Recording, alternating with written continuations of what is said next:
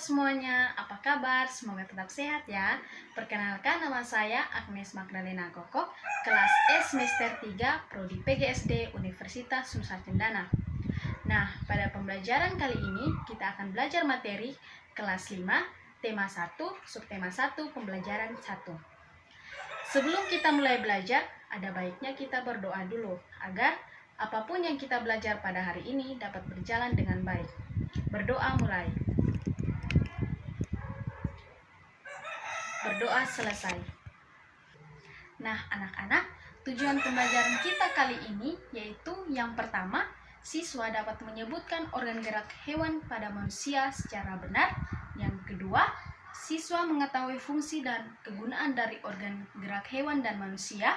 Yang ketiga, siswa dapat menentukan ide pokok paragraf menjadi sebuah paragraf dengan benar. Dan yang keempat, siswa dapat mengembangkan ide pokok paragraf menjadi sebuah paragraf yang teruntut. Baik anak-anak, langsung saja kita masuk belajar materi kita yang pertama. Coba perhatikan gambar berikut. Apa nama gambar tersebut? Dan yang kedua, apa yang kalian ketahui tentang gambar tersebut? Benar sekali, gambar hewan di samping adalah kelinci. Kelinci merupakan hewan yang lucu. Kelinci juga memiliki bulu yang sangat tebal. Kelinci, dia bisa berlari, melompat dengan lincah. Lalu, mengapa kelinci bisa melompat dengan lincah? Nah, anak-anak, jawabannya, kelinci didukung oleh organ gerak. Pada dasarnya, kelinci beserta organ gerak lainnya sama dengan manusia. Tanpa organ gerak, kita tidak bisa melakukan apapun. Anak-anak, salah satu ciri dari makhluk hidup adalah bergerak. Bergerak merupakan perpindahan posisi atau perubahan posisi, baik seluruh atau sebagian tubuh. Makhluk hidup akan bergerak apabila makhluk hidup tersebut terkena rangsang, baik pada seluruh atau sebagian tubuhnya. Gerak pada manusia dan hewan menggunakan organ gerak yang tersusun dari sistem gerak. Organ gerak berguna untuk berlari, meloncat, memegang, berenang, dan sebagainya. Organ gerak hewan dan manusia memiliki kesamaan. Alat gerak pada manusia dan hewan dibagi menjadi dua macam, yaitu yang pertama, alat gerak pasif yang terdiri dari tulang, dan yang kedua, alat gerak aktif yang terdiri dari otot. Kedua alat gerak ini bekerja sama dalam melakukan sebuah pergerakan. Kerjasama antara kedua alat gerak ini dapat membentuk suatu sistem yang disebut dengan sistem gerak. Sistem gerak yang pertama yaitu tulang. Tulang disebut alat gerak pasif karena tulang tidak dapat bergerak dengan sendirinya. Tanpa adanya tulang alat gerak aktif yang mempengaruhi tulang, maka tulang pada manusia dan hewan akan diam dan tidak dapat membentuk alat pergerakan yang sesungguhnya. Tulang, walaupun merupakan alat gerak pasif, akan tetapi tulang mempunyai tekanan yang besar dalam sistem gerak manusia dan hewan. Sistem gerak yang kedua yaitu otot. Otot disebut gerak pasif aktif karena otot memiliki senyawa kimia yang membuatnya dapat bergerak.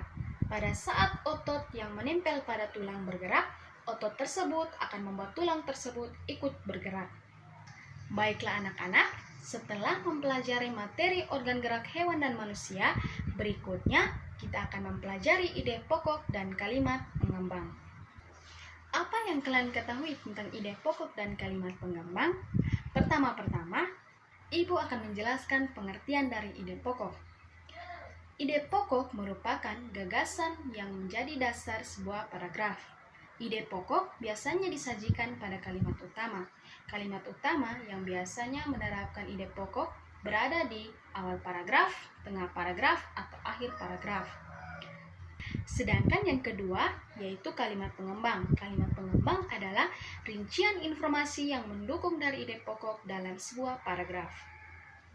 Nah, anak-anak, kemudian setelah mempelajari tentang mengenal ide pokok dan kalimat pengembang, untuk mengukur sejauh mana kalian pahami, di situ kalian akan mengerjakan tugas yang harus dilakukan adalah sebagai berikut.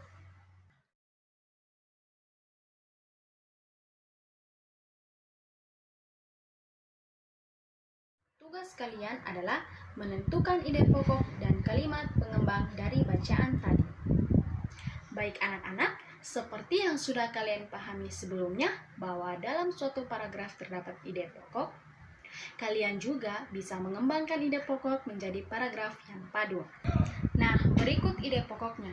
Yang pertama, organ gerak terdiri atas 2 macam. Yang kedua, organ gerak banyak sekali fungsinya. Dan yang ketiga, tanpa organ gerak manusia tidak bisa bergerak. Nah, anak-anak, kerjakanlah tugas tersebut.